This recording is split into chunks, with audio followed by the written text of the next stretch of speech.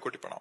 हे गुरुदेव, आपके द्वारा दिए गए नाम से और धाम आप आ रहे हैं। गुरुदेव, जीवन में ऐसे व्यभिचार जैसे कुकृत हुआ है कि मान सम्मान व्यापार नष्ट हुआ और शरीर को नष्ट करने का भी प्रयास किया, किंतु तभी आपने बाह पकड़ी और संभाल लिया। हे गुरुदेव, हमें बताएं कि इसी जन्म में जल्दी से जल्दी अपने जो पाप किए हैं उसको कैसे खत्म करूं। राधा राधा राधा नाम संकीर्तनम यस्य सर्व पाप प्रणाशम। किसी का भी हो, सबके लिए ये इसी का प्रश्न नहीं है, प्राय लगभग सबका है, सबका है।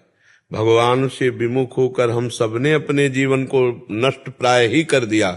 अब वो तो भगवान की कृपा किसी न किसी शास्त्र वाक्य या संत वाक्य के द्वारा ही हमको पकड़ा गया, नहीं तो भव समुद्र में तो हम तो डूब ही रहे थे। सब उसी तरह है। तो हम सबको नाम संकीर्तनम यस्य सर्व पाप प्रणाशनम, भगवान का नाम, भगवान की शरणागति, ये दो जल्दी से जल्दी, जल्दी से जल्दी। भगवान कह रहे सर्वधर्मान परित्यज्य मामेकम शरणम व्रज अहम त्वाम सर्व पापेभ्यो मोक्षयिष्यामि मा शुचः। हृदय से मेरी शरण में हो जा, केवल मेरी शरण में हो जा, मैं तुझे समस्त पापों से मुक्त कर दूंगा।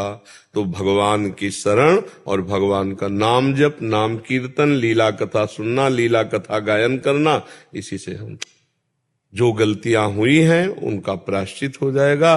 जो हमारे शरीर रचने के समय निर्धारित कर दिया गया है वो दंड भोगना पड़ेगा, क्योंकि भजन इस समय तुम्हारा नया खेती है और शरीर रचने के समय निश्चित हो चुका है। 10 साल में ये कष्ट मिलेगा, 15वें में ये मिलेगा, 20वें में ये मिलेगा। अब वो तुम्हारे अभी के भजन से नष्ट होने वाला नहीं। अब वो तो पूरे शरीर को, बड़े बड़े सिद्धों को भोगना पड़ा है, ज्ञानी महात्माओं को भोगना। इसीलिए हम इन बातों का खंडन करते हैं कि कोई छू छा करके हमारे दुख मिटा दे, सब नाटकबाजी से। नाम जप करो, भगवान की आराधना करो और जो दुख सुख आवे उसे सह लो, तो अगला जो है वो तुम्हारा परम कल्याण में जीवन, अगर जन्म भी होगा तो बड़ा मंगलमय होगा, और नहीं तो भगवान की प्राप्ति हो जाएगी। और ये जो मायाकृत नाटक चले ना, कि हम किसी को ठीक कर सकते हैं, किसी की ताकत नहीं। बड़े बड़े ऋषि मुनियों के बड़े बड़े कष्ट शरीर में पाए गए, कौन ठीक कर सकता है। कहा मुनीस हिमवंत सुन, जो कुछ लिखा लीलार, जो कुछ लिखा लीलार, कोई ऐसा नहीं। देव दनुज नर नाग मुनि को न मेट निहार, देव दनुज नर नाग मुनि को न मेटन हार। कहा मुनीस हिमवंत सुन, जो कछु लिखा लीलार, लीलार भाग्य में। खूब नाम जप करो। जो कर्म अभी हो गए इनको हम भस्म कर सकते हैं, लेकिन जिन कर्मों के परिणाम में शरीर बना है वो भोगना पड़ता है। इसलिए नाम जप करो, भगवान की शरण में हो जाओ, इसी से बहुत जल्दी शांति मिल जाएगी, हृदय सुखी हो जाएगा।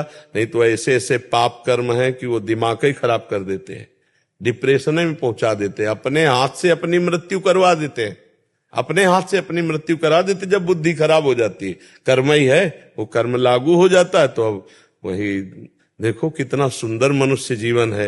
इसे भजन करके आप भगवान की प्राप्ति कर सकते हो।